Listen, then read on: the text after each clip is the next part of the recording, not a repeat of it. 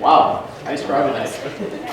Welcome to our first Politics in the Pint of the second semester. My name is Richie Podvin. I am a student coordinator at the Eugene J. McCarthy Center for Public Policy and Civic Engagement.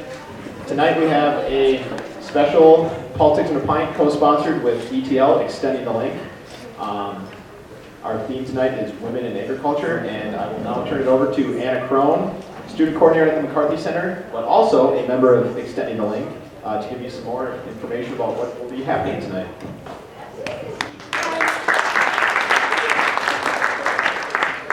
Hi everyone, thank you for coming out tonight, and I also want to thank Lisa Baker, owner of Baker's Acres, who will be talking more about kind of her story later on tonight. But as Richie said, I'm Anna Crone. I'm one of two co-directors for Extending the Link. And I'm Megan Towell. I'm also co-director of Extending the Link. We've been part of Extending the Link for 3 years now, and we've done everything from refugee issues to Indigenous issues last year. And this year, our 9th documentary will be focused on women in agriculture. So over winter break, we traveled to Rwanda, and Megan will talk a little bit more about that. Oh, and backtracking a little bit. For those of you who don't know, Extending the Link is a student documentary organization here on campus. We were started by 3 Bennies who studied abroad in Guatemala, kind of saw the need for more education on fair trade coffee, and decided to bring it back to campus, and are actually the reason why Clemens Perk and Johnny Java sell fair trade coffee. Okay, so we just returned recently, this past Tuesday, from 18 days in Rwanda. So last spring, we researched a lot of social justice issues that we felt passionate about here in our community, and we kind of landed on gender equality as well as agriculture. And so we decided to kind of combine these 2 issues, and we learned that women in agriculture is kind of an up-and-coming trend in the world of development, and something that not many people know about. As Lisa's going to kind of talk about, it's something that's really prevalent here in our community that we believe is undertold as well as abroad. So we selected Rwanda as a place that really exemplifies the power of using women in your agricultural forces. So we traveled for 18 days in Rwanda, and I think we went really thinking that we were going to learn a lot about agriculture and a lot about production and kind of what goes on behind it, but we kind of walked away with a larger understanding of the importance of business, of education, and mostly community. There's a phrase that they use a lot in Africa, also in Rwanda, that says, if you want to go far, go alone. If you want to sorry. That was wrong. If you want to go fast, go alone. If you want to go far, go together. So that's something that we really learned. That's a key point. So, but it's something that we really learned that these women have kind of adopted, and I hope a lot of you know, they have a very sad history and a very kind of tumultuous past, but they've really been able to forgive and move on and kind of use this idea of the power of the community and working together to really become one of the most developed nations in Africa, and to really improve the quality of the lives of the people that live there. So we learned a lot, and you're going to see a little bit of the people that we met with and kind of some of the beautiful faces that we spent our time with. You'll see that coming up in a little bit, and we're really excited to kind of share what we learned with you. Thanks.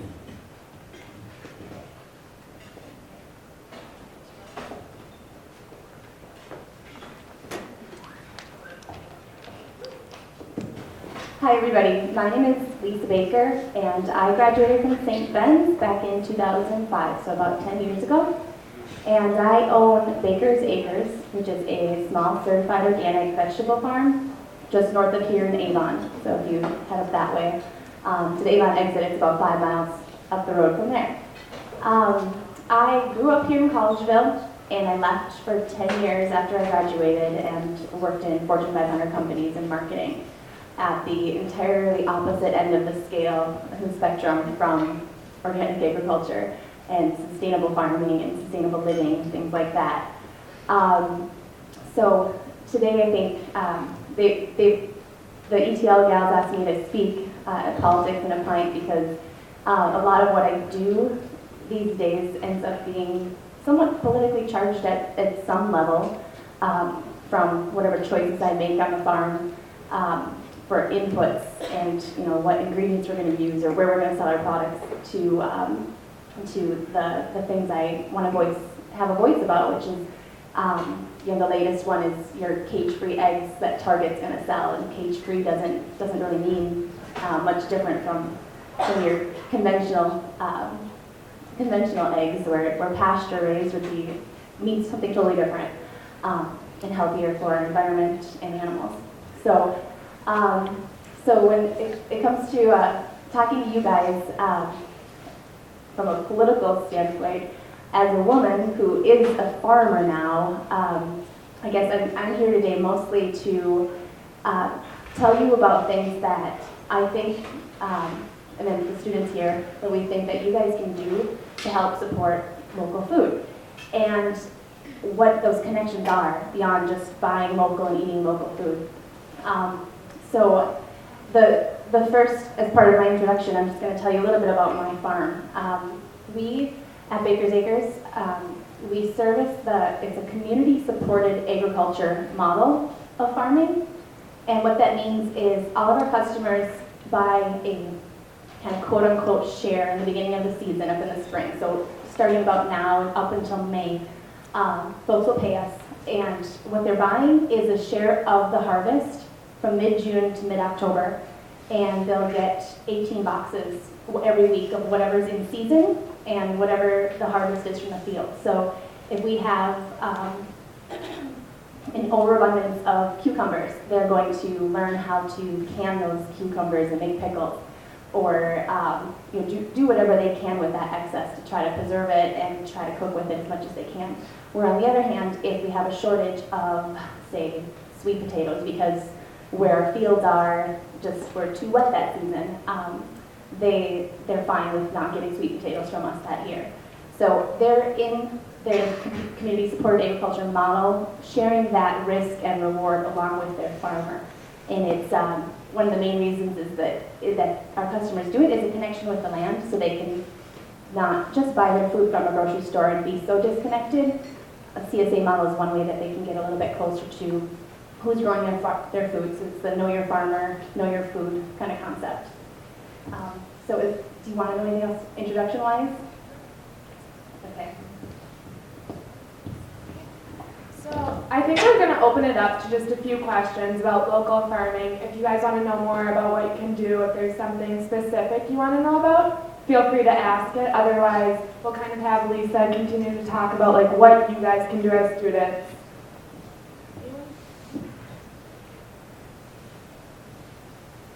Yes. I have a question. So when you say that the people who have an investment in the farm, how much are they involved in kind of picking it, or do they just go and literally pick it up in the boxes? So the community-supported agriculture model varies from farm to farm. I see Kate Richter here. She's got the CSA out of St. Ben's that you might be familiar with. I know our farm, folks can come if they want and engage in the work and work alongside us if they want to, but we find a lot of our customers aren't really interested in that. They're interested in the storytelling about what we're doing and what we put in our food. And I think in our surveys we hear most people buy from us because of nutrition reasons more than anything, and to support local food. And then I think Kate's farm, for example, at CSB, I think their customer base does get really involved with sharing that experience, and they can come out and enjoy the time on the land a little bit more. It's maybe programming based. We could do more if we wanted to. Yeah. Does that answer your question? Okay. Nancy, how did you get interested in agriculture, and how did you go about doing that? Thanks, Maddie. Maddie asked how I got involved in agriculture, or how I got interested in it. Is that what you said? Okay. Okay, so back in the 10 years that I worked in corporate America, I was getting a paycheck, about $70,000 a year, and sitting at my cubicle wondering, what am I going to do with this money I'm earning, So I decided to buy land where I had roots, which is here in Stearns County, and near my parents, who live about 5 miles from here down the road.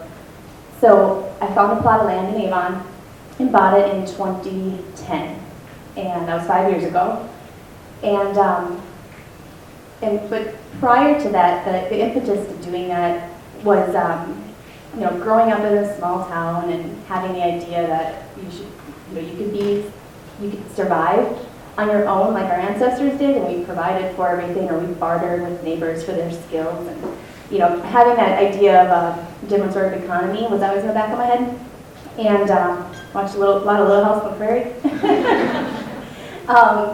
But there's a lot of reasons I decided to take a leap and go into a whole different direction.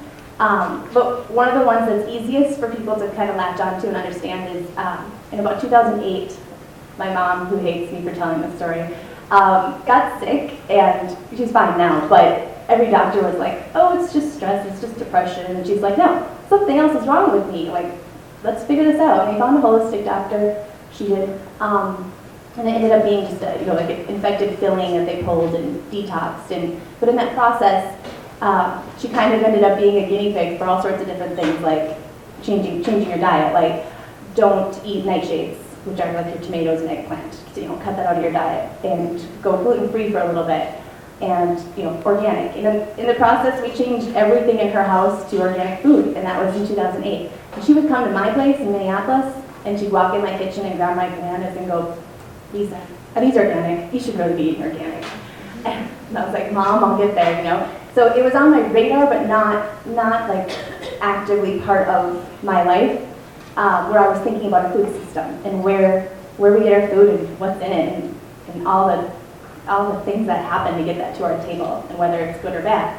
And at the same time, I started volunteering at the Land Stewardship Project and doing a lot of their phone banking with their members, where you call the membership and try to encourage them to call their senators for different things like meat packing, sweetheart deals, and talking to your senators about those the deals that are being made behind the scenes for big business, and they're not necessarily helping small family farms, they're helping factory farms. So the Land Stewardship Project was a big piece of pushing me in that direction. But yeah, so fast forward, by 2012, I had decided I was going to quit my job, and by 2013, I did quit my full-time job and started farming full-time. And took a pay cut from about $70,000 a year down to about 10, if I'm lucky. And the farm we bring in about $40,000 right now a year, which eventually will double it, but I only pay myself a small portion of that, just what I need for my living expenses at this point. So, does that answer your question, Ann? Did I leave anything out? Okay.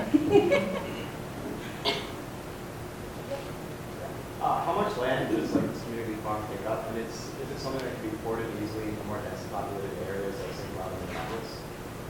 So the question is, how big is the farm? How much land, and can the model be replicated elsewhere in smaller, like more dense areas like the city? Okay, the farm is just 15 acres. It's very small, and we have about 3 acres in annual vegetable production. We also have a couple beef steers that we keep out there for our own meat. We'll sell quarters to our customers, and then we go through a couple batches of meat birds every year, and then we have laying hens as well. But the 15 acres, I figured way back in the day, families could make it work for their families on 15 acres. And, we can do this. And for the most part, we do freeze a lot, and we eat very seasonally for the most part. And my groceries consist of dairy, and going to the grocery store for some bulk beans and milk and butter. But a lot of it comes out of the freezer already, which is kind of cool. But duplicating the CSA model elsewhere is totally possible. I think a lot of urban egg places do their community gardens, and any city you go to now, you can probably find a rooftop garden. And if you're doing intensive agriculture, like we're doing, you can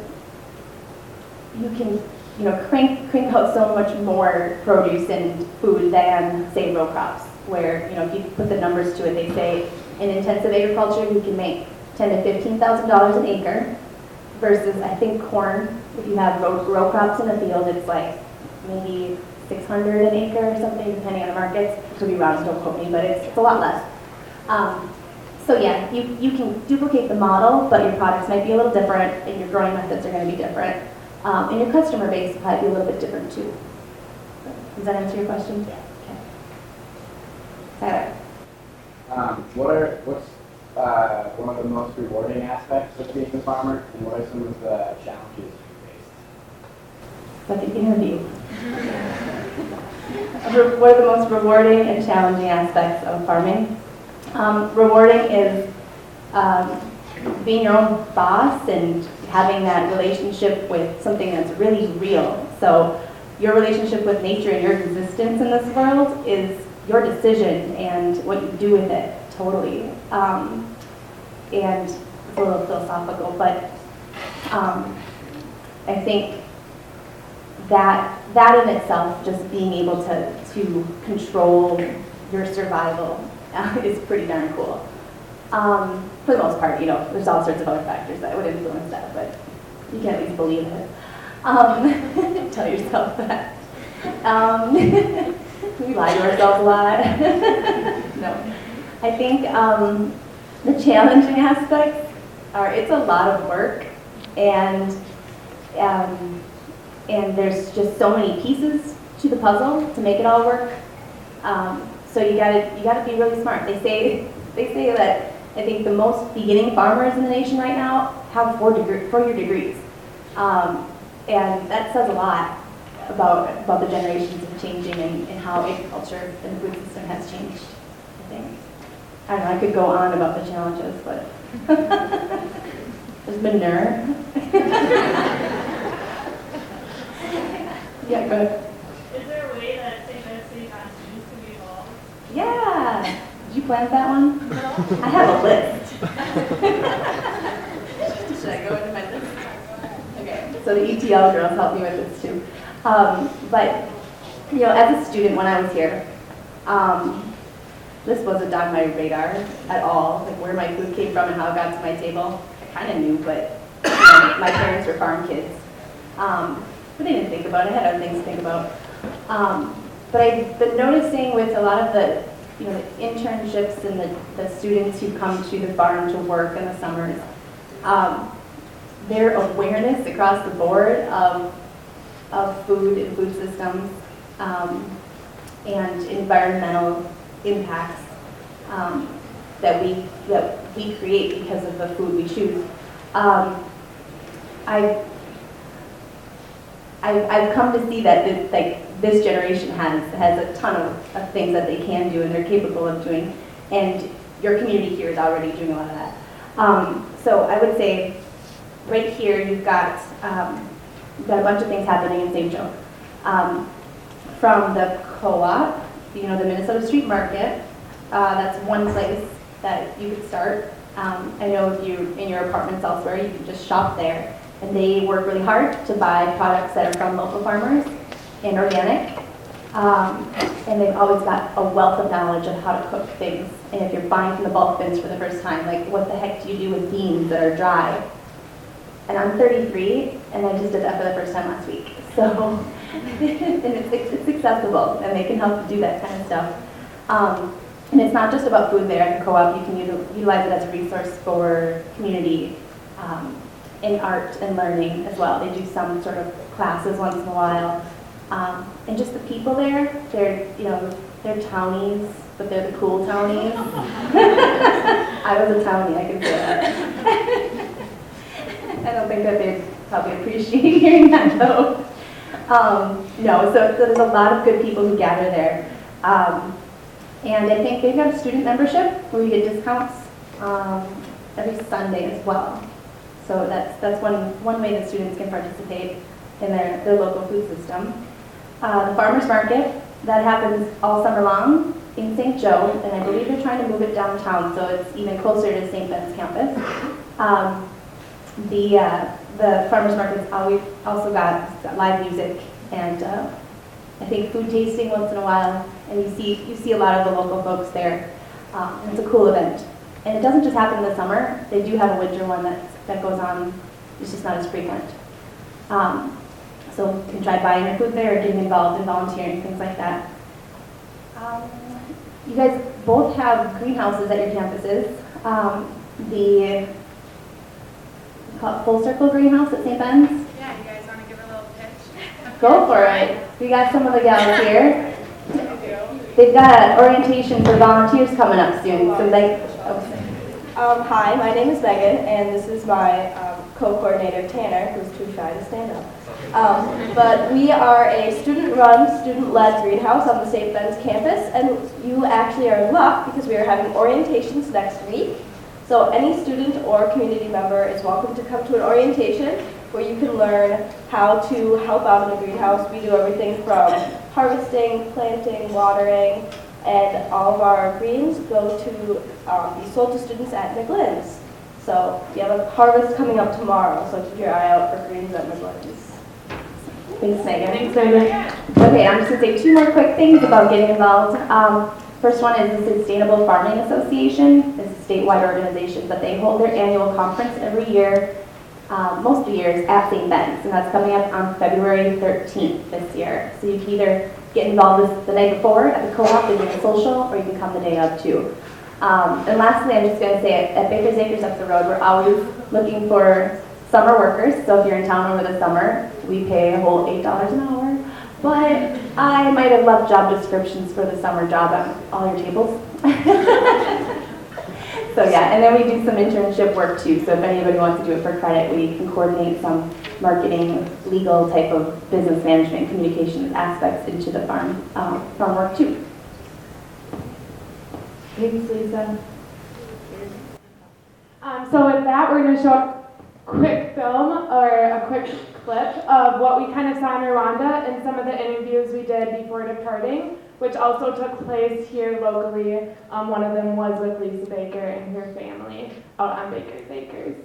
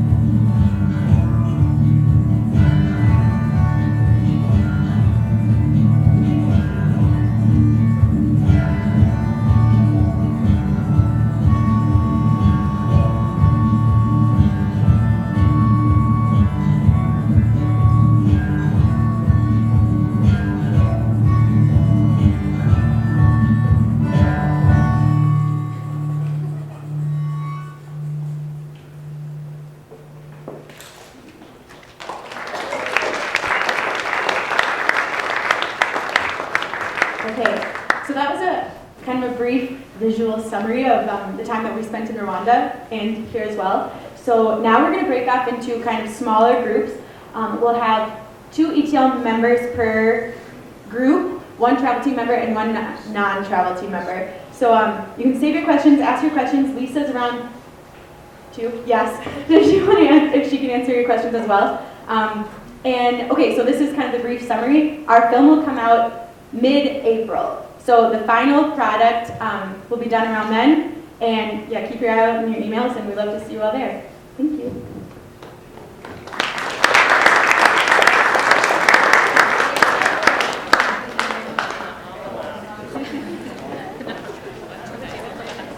You guys can stay where you all are. We're going to come to you, and then at the very end, with like about 10 minutes left, we're going to reconvene as one large group and kind of talk about what we can do as students more and that sort of thing, and answer any of your questions. Again, thanks.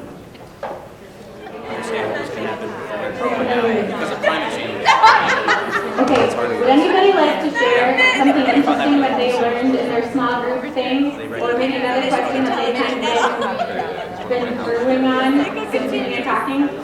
Some insight that you did not previously know? A takeaway that you'll remember forever, Tyler?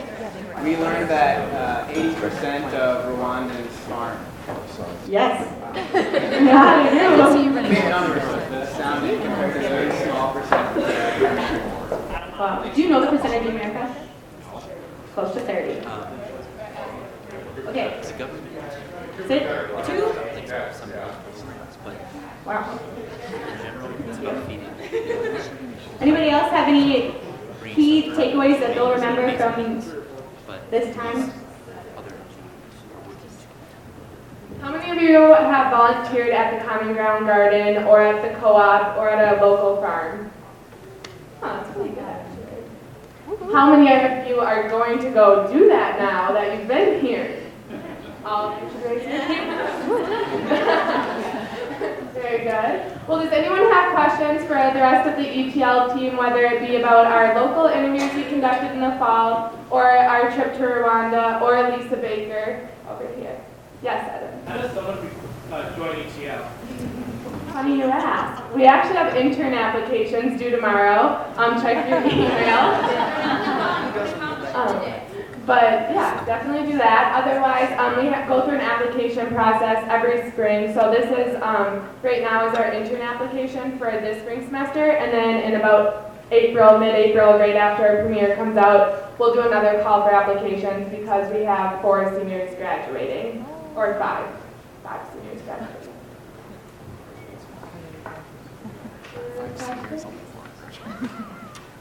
Okay, I yeah. wondered how you were received. What kind of reactions did you receive? What a variety of reactions. Okay, I'll talk about that a little bit, and then if anyone else who is there wants to chime in a little bit. But I would say really warm by the majority of the women and men we interviewed. It was a very warm welcome. It was really important. Education is huge in Rwanda. So going over again and again that we are students that just want to learn is really important. Also, whenever you travel, you should always keep in mind that you should be listening rather than kind of telling. So we're not Rwandan. We don't know how the agriculture system kind of works there besides what we've seen on the internet or heard from our contacts that we made prior to. So it was a lot of listening. The government in Rwanda is very heavily regulated, which is very good for the citizens. They really enjoy it, was kind of the overall consensus we got. It was impressive. Every mall we went into had almost airport security-like structures that we went through. And then we also met with the ministry. We got a few of them on film, but other ministers didn't really want to be filmed. They're very conscious about how Rwanda is portrayed in the international community. But overall, I would say really warm welcome. I have a quick story about an official. So we met with one of the officials. It was like a sector official, and so we're asking him these questions like, why is it, what's the role of women in your sector? Are they important to development? Kind of what have you noticed as trends?